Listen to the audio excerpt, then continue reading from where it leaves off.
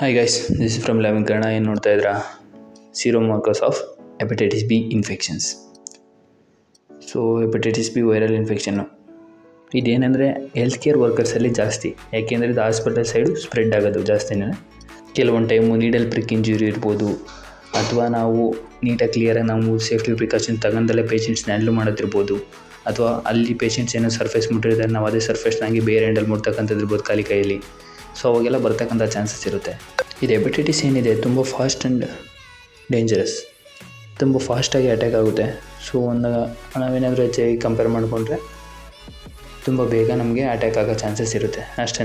H I V ಆದರೆ ಸ್ವಲ್ಪ ಕಡಿಮೆ rate attack chances. So HBsAg ಅಂದರೆ ಭಾಳ ಫಾಸ್ಟಾಗಿ ಅಟ್ಯಾಕ್ ಆಗುತ್ತೆ. ಇನ್ನು ಆ್ಯಂಟಿಜೆನ್ಸ್ ಆ್ಯಂಟಿಬಾಡೀಸ್ ಯಾವಾಗ ಹೆಂಗೆ ಇರುತ್ತೆ ಅಂತಂದರೆ, ಅಂದರೆ ಯಾವಾಗ ಪಾಸಿಟಿವ್ ಇದ್ದಾಗ ಪೇಷಂಟ್ ಕಂಡೀಷನ್ ಏನು, IgM ಇದ್ದರೆ ಏನು, ಈ ಥರ ಎಲ್ಲ ನೋಡ್ಕೊಳ್ಳೋಣ. So let's begin video. Zero markers ಅಂತ ನಾವು ಯಾವಾಗ ಕರಿತೀವಿ ಅಂದರೆ, ಒಂದು ಹೆಪಟೈಟಿಸ್ ಬಿ ಸರ್ಫೇಸ್ ಆ್ಯಂಟಿಜನ್, ಒಂದು ಹೆಪಟೈಟಿಸ್ ಬಿ ಕೋರ್ ಆ್ಯಂಟಿಜನ್ ಇನ್ನೊಂದು. ಇನ್ನು ಆ್ಯಂಟಿಬಾಡೀಸ್ ಅಂದರೆ, ಸೊ ಸರ್ಫೇಸ್ ಆ್ಯಂಟಿಜನ್ಗೆ ಎಗೇನೆಸ್ಟಾಗಿ ಪ್ರೊಡ್ಯೂಸ್ ಆಗ್ತಕ್ಕಂಥ ನಮ್ಮ ಬಾಡಿಲಿ ಆ್ಯಂಟಿಬಾಡೀಸ್ ಏನಿರ್ತವೆ ಅದು ಆ್ಯಂಟಿ HBc, ಅದು ಕೋರ್ ಆ್ಯಂಟಿಜನ್ಗೆ. ಆ್ಯಂಟಿ HBsAg, ಆ್ಯಂಟಿ HBs ಅದೇನಿದೆ ಸರ್ಫೇಸ್ ಆ್ಯಂಟಿಜನ್ಗೆ. ಇನ್ನೊಂದು ಆ್ಯಂಟಿ HBe ಅಂತೇಳಿ. ಸೊ ಅದು ಇನ್ಫೆಕ್ಷನ್ ರೇಟ್ಗೆ ನೋಡೋದಾದರೆ, ಸರ್ಫೇಸ್ ಆ್ಯಂಟಿಜನ್ ಪ್ರೆಸೆಂಟ್ ಇದ್ದು, ಕೋರ್ ಆ್ಯಂಟಿಜನ್ನು ಪ್ರೆಸೆಂಟ್ ಇದ್ದು, ಆಯ್ತಲ್ಲ, IgM ಪ್ರೆಸೆಂಟ್ ಇದ್ದು, ಇನ್ನು ಇವು ಮೂರು ಅಟ್ ಎ ಟೈಮ್ ಪ್ರೆಸೆಂಟ್ ಇದ್ದರೆ ಅದು ಅಕ್ಯೂಟ್ ಇನ್ಫೆಕ್ಷನ್ಸ್, ಹೈಲಿ ಇನ್ಫೆಕ್ಷಿಯಸ್. ಪೇಷಂಟ್ಗೆ ಪಕ್ಕ ಇನ್ಫೆಕ್ಷನ್ ಆಗಿದೆ, ಪ್ಲಸ್ ಪೇಷಂಟಿಂದ ಬೇರೆಯವ್ರಿಗೆ ಹೇಳ್ತಕ್ಕಂಥ ಚಾನ್ಸಸ್ಸು ತುಂಬ ಇದೆ. ಇನ್ನು ನೋಡೋದಾದರೆ chronic hepatitis B virus infection or carrier ಅಂತೇಳಿ. ಅಂದರೆ ಸರ್ಫೇಸ್ ಆ್ಯಂಟಿಜನ್ ಪಾಸಿಟಿವ್ ಬಂದಿದೆ, ಕೋರ್ ಆ್ಯಂಟಿಜನ್ನು ಪಾಸಿಟಿವ್ ಬಂದಿದೆ, ಆ್ಯಂಡ್ Ig ಇದೆ. ಸೊ ಹಂಗಾಗಿ ಇವರು ಕ್ರಾನಿಕ್ ಇರ್ಬೋದು, ಅಂದರೆ ತುಂಬ ಲಾಂಗ್ ಟೈಮಿಂದ ಹೆಪಟೈಟಿಸಿಂದ ಸಫರಿಂಗ್ ಪಡ್ತಿರ್ಬೋದು. ಇಲ್ಲ ಕ್ಯಾರಿಯರ್ ಅಂದರೆ ಸೊ ಅವರಲ್ಲಿ ಇರುತ್ತೆ ಇನ್ಫೆಕ್ಷನ್ನು, ಬಟ್ ಅವರಿಂದ ಬೇರೆಯವ್ರಿಗೆ ಸ್ಪ್ರೆಡ್ ಆಗ್ತಿರುತ್ತೆ, ಬಟ್ ಅವ್ರಿಗೇನು ಅಷ್ಟೊಂದು ಹಾರ್ಮ್ಫುಲ್ ಅಲ್ಲ. ಸೊ ಅವರು ಒಟ್ಟು ಹೆಂಗೆ ಅಂದರೆ ಅವ್ರ ಜೊತೆ ಇನ್ನೊಬ್ರು ಕುಂಡಿಸ್ಕೊಂಡು ಓಡಾಡ್ತಿದ್ದಂಗೆ ಯಾವಾಗ್ಲೂ. ಸೊ ಅದು ಬೇರೆಯವ್ರಿಗೆ ಕಾಣಲ್ಲ, ಲೈಕ್ ಭೂತ ದೇವದ ಕತೆ ಹೇಳ್ತಾರಲ್ಲ ಹಂಗೆ. ಸೊ ಕಣ್ಣಿಗೆ ಕಾಣಲ್ಲ, ಜೊತೆಲಿ ಹಿಂದೆ ಬರ್ತಿರುತ್ತೆ ಅಂದ್ಕೊಂತಾರಲ್ಲ ಹಂಗೆ.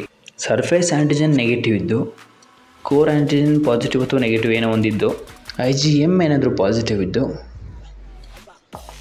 ನೆಕ್ಸ್ಟು ಆ್ಯಂಟಿ HBe ಏನಾದರೂ ಪಾಸಿಟಿವ್ ಇದ್ದರೆ, positive or negative any one, so ಇದ್ದರೆ ಆ ಕೇಸ್ ಏನಿದೆ ಅದು early acute infection of the hepatitis B virus. So ಅಂದರೆ ಇವಾಗ ತಾನೇ ಸ್ಟಾರ್ಟ್ ಆಗ್ತಿದೆ ಅಂತ.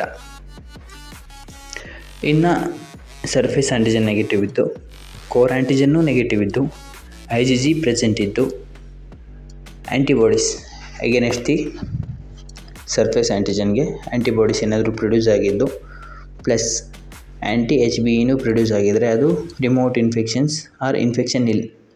ಅಂದರೆ ಅವರಲ್ಲಿ ಹೆಪಟೈಟಿಸ್ ಕಾಸ್ ಆಗಿರುತ್ತೆ, ಬಟ್ ಇನ್ಫೆಕ್ಷನ್ ಏನು ಆಗ್ತಿರಲ್ಲ, ಇನ್ಫೆಕ್ಷನ್ ರೇಟ್ ನಿಲ್ಲಲ್ಲಿರುತ್ತೆ. ಸೊ ಅವ್ರು ಯಾವುದೇ ಥರ ಇನ್ಫೆಕ್ಷನ್ಸ್ ಇರೋದಿಲ್ಲ, ಸಿಮ್ಟಮ್ಸ್ ಏನೂ ಇರೋದಿಲ್ಲ. ಸೊ ಅದಕ್ಕೆ ರಿಮೋಟ್ ಕಂಟ್ರೋಲ್ ಅಂತ ಕೂಡ ಕರೀತಾರೆ. ಪ್ಲಸ್ ಇನ್ನು ವ್ಯಾಕ್ಸಿನೇಷನ್ ರೇಟಲ್ಲಿ, ವ್ಯಾಕ್ಸಿನೇಷನ್ ಏನಾದರೂ ತೊಗೊತೀವಲ್ಲ ನಾವು ನಮಗೆ, ಸೊ ಅವಾಗ ಯಾವ ಥರ ಹೆಂಗೆ ಏನು ಅಂದರೆ, ಅವಾಗ ಯಾವ ಥರ ಆ್ಯಂಟಿಜನ್ ಆ್ಯಂಟಿಬಾಡೀಸ್ ಪ್ರೊಡ್ಯೂಸ್ ಆಗಿರುತ್ತೆ ಅಂದರೆ, ಸರ್ಫೇಸ್ ಆ್ಯಂಟಿಜನ್ ಇರೋದಿಲ್ಲ. ಸೊ ಯಾಕೆಂದರೆ ನಮಗೆ ವೈರಸ್ ಅಟ್ಯಾಕ್ ಆಗಿರೋದಿಲ್ಲ, ಇನ್ನು ಕೋರ್ ಆ್ಯಂಟಿಜನ್ ಕೂಡ ಇರೋದಿಲ್ಲ ನಮ್ಮಲ್ಲಿ. ಸೊ ಆಮೇಲೆ ಈಗ ನೆಕ್ಸ್ಟ್ ಕೋರ್ ಆ್ಯಂಟಿಜನ್ಗೆ ಯಾವುದೇ ರೀತಿ ಆ್ಯಂಟಿಬಾಡೀಸು ಪ್ರೊಡ್ಯೂಸ್ ಆಗಿರೋದಿಲ್ಲ, ಸರ್ಫೇಸ್ ಆ್ಯಂಟಿಜನ್ಗೆ ಪ್ರೊಡ್ಯೂಸ್ ಆಗಿರುತ್ತೆ ಅಷ್ಟೇ, ಇನ್ಯಾವುದಕ್ಕೂ ಪ್ರೊಡ್ಯೂಸ್ ಆಗಿರೋದಿಲ್ಲ. ಸೊ ಏಕೆ ಅಂದರೆ, ಸೊ ನಾವೇನು ವ್ಯಾಕ್ಸಿನೇಷನ್ ತೊಗೊತೀವಲ್ಲ, ಸೊ ವ್ಯಾಕ್ಸಿನೇಷನ್ ಡೆವಲಪ್ಡ್ ಬೈ, ಅದು ಎಲ್ಲಿಂದ ಎಕ್ಸ್ಟ್ರಾಕ್ಟ್ ಮಾಡಿಕೊಂಡು ಎಲ್ಲಿಂದ ಡೆವಲಪ್ ಮಾಡಿರ್ತಾರೋ ಗೊತ್ತಿಲ್ಲ. ಸೊ ರಿಸರ್ಚ್ ಇನ್ಸ್ಟಿಟ್ಯೂಷನ್ ಅದ್ರ ಮೇಲೆ ಮೆನ್ಷನ್ ಆಗಿರುತ್ತೆ, ನೋಡಿದ್ರೆ ಒಂದು ಟೈಮ್ ನೋಡ್ಕೊಳ್ಳಿ ವ್ಯಾಕ್ಸಿನೇಷನ್ ಲೇಬಲಿಂಗ್ ಮೇಲೆ. ಸೊ ಹಂಗಾಗಿ ಸರ್ಫೇಸ್ ಆ್ಯಂಟಿಜನಿಗೆ ಮಾತ್ರ ಅದು ರಿಯಾಕ್ಷನ್ ಬಂದಿರುತ್ತೆ, ಅಂದರೆ ಆ್ಯಂಟಿಬಾಡೀಸ್ ಪ್ರೊಡ್ಯೂಸ್ ಆಗಿರುತ್ತೆ ನಮ್ಮಲ್ಲಿ. ಸೊ ಅವಾಗ ಟೆಸ್ಟ್ ಮಾಡಿದಾಗ ಸರ್ಫೇಸ್ ಆ್ಯಂಟಿಜನ್ ಅಗೇನೆಸ್ಟ್ ಆಗಿ ನಮ್ಮಲ್ಲಿ ಆ್ಯಂಟಿಬಾಡೀಸ್ ಪಾಸಿಟಿವ್ ಬರುತ್ತೆ, ಆಯ್ತಲ್ಲ. ಸೊ ವ್ಯಾಕ್ಸಿನೇಷನ್ ತೊಗೊಂಡಾಗ ಆಮೇಲೆ ಇಮಿಡಿಯೇಟಾಗಿ ಏನೆಲ್ಲ 1-2-3 ವೀಕ್ಸ್ ಬಿಟ್ಟು ಟೈಟರ್ ಮಾಡಿಸ್ತಾರೆ. HBsAg ಟೈಟರ್ಸ್ ಎಷ್ಟಿದೆ, ಹೆಂಗಿದೆ ಏನು ಅಂತೇಳಿ ಕ್ರಾಸ್ ಚೆಕ್ ಮಾಡಲಿಕ್ಕೆ ಟೈಟರ್ ಮಾಡಿಸ್ತಾರೆ. ಸೊ ಅವಾಗ ಟೈಟರ್ ನೋಡಿಕೊಂಡು ಇವರಲ್ಲಿ ಇಮ್ಯುನಿಟಿ ಡೆವಲಪ್ ಆಗ್ತಿದೆಯೋ ಇಲ್ವೋ ಅಂತೇಳಿ ಗೊತ್ತಾಗುತ್ತೆ. ಇನ್ನು ಹೆಪಟೈಟಿಸ್ ವ್ಯಾಕ್ಸಿನೇಷನ್ ಏನಿದೆ ಗೊತ್ತಿದ್ರೆ, ಯಾವಾಗ ತೊಗೊತಾರೆ ಅಂತ ಗೊತ್ತಿದ್ರೆ ಕಮೆಂಟ್ ಮಾಡಿ. ಮತ್ತು ಇಂಜೆಕ್ಷನ್ ಯಾವ ರೂಟಲ್ಲಿ ಕೊಡ್ತಾರೆ ಅಂತ ಗೊತ್ತಿದ್ರೆ, ವ್ಯಾಕ್ಸಿನ್ ಯಾವ ರೂಟಲ್ಲಿ ಕೊಡ್ತಾರೆ ಅಂತ ಗೊತ್ತಿದ್ರೆ ಕಮೆಂಟ್ ಮಾಡಿ. ಅಂದರೆ ಇಂಟ್ರಾಮಸ್ಕ್ಯುಲರಾ, ಇಂಟ್ರಾವೀನಸ್ಸಾ ಅಥವಾ ಇಂಟ್ರಾಡರ್ಮಲ್ ಅಂತೇಳಿ ಗೊತ್ತಿದ್ದರೆ ಕಮೆಂಟ್ ಮಾಡಿ, ಗೊತ್ತಿಲ್ಲ ಅಂದರೆ ಬಿಡಿ. ಇನ್ ಕೇಸ್ ನಾವು ಮುಂದೆ ಎಲ್ಲರೂ ಯಾರೇ ಆಗಿರಲಿ ಎಲ್ಲರೂ ಹೆಲ್ತ್ ಕೇರ್ ವರ್ಕರ್ಸೇ, ಯಾಕೆಂದರೆ ನಾವು ಮಾಡ್ತಿರೋದು ಮೆಡಿಕಲ್ ಫೀಲ್ಡಲ್ಲಿ. ಸೊ ಹಂಗಾಗಿ ಎಲ್ಲರಿಗೂ HPSG ವ್ಯಾಕ್ಸಿನ್ ಕಂಪಲ್ಸರಿ ಆಗಲೇಬೇಕು. ಆಗಿಲ್ಲ ಅಂದ್ರೇ ಹೋಗಿ ಕೇಳಿ ತಗೊಳ್ಳಿ, ವ್ಯಾಕ್ಸಿನೇಷನ್ ಕಂಪಲ್ಸರಿ. ವಿಡಿಯೋ ಇಷ್ಟ ಆದರೆ ಲೈಕ್ ಮಾಡಿ, ಹಾಗೆ ನಿಮ್ಮ ಫ್ರೆಂಡ್ಸ್ ಜೊತೆ ಶೇರ್ ಮಾಡಿ, ಸಬ್ಸ್ಕ್ರೈಬ್ ಮಾಡ್ಕೊಳ್ಳಿ ಚಾನಲ್ಗೆ ಹೊಸ ಬಂದಿದ್ದರೆ. ಏನಾದರೂ ಡೌಟ್ಸ್ ಇದ್ದರೆ ಕಮೆಂಟ್ ಮಾಡಿ. ಥ್ಯಾಂಕ್ ಯು ಗೈಸ್, ಧನ್ಯವಾದಗಳು.